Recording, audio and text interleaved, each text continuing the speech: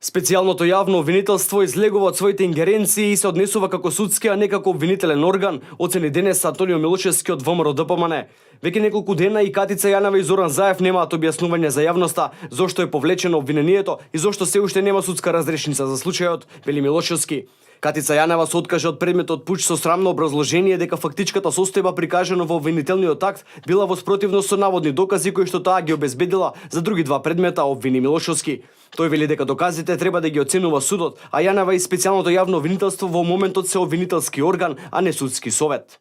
Со одлуката за повлекување од предметот, Катица Јанева се постави во улога на суд, излегувајќи од сопствените ингеренции, и почна сама да ги суди и цени доказите, се со цел да му помогне на обвинетиот Зоран Заев. Предмети на кои се повикува Катица Јанева за да го ослободи Заев се уште се во фаза на истрага, а предметот од кој што се откажа и го повлече обвинението имаше правосилен обвинителски акт. Поранешниот обвинител, аналитичарот Сотир Костов, вели дека Јанева со откажувањето од предметот пуч ја прекршила процедуралната правичност, најпрви кон државата како субјект кој се заштитува, а потоа и кон обвинетите. Во интервју за ТВ Нова тој ваквата одлука ја оцени како срам за кривичното право и јавно обвинителската функција, од која понатаму произлегуваат и политички импликации.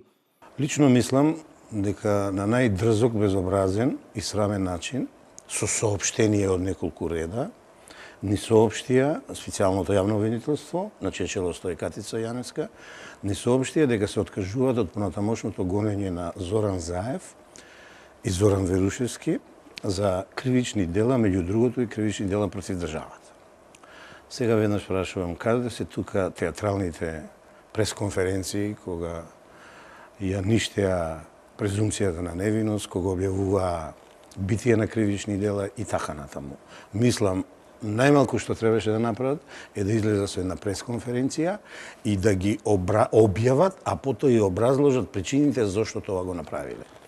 Костов додава дека електронската комуникација меѓу Верушевски и некои други извршители на кривични дела, во која се споменува граѓанска војна во Македонија, крв низ улиците, украинско сценарио, чадорот, странските елементи, се директни докази кои не смеат да се занемарат.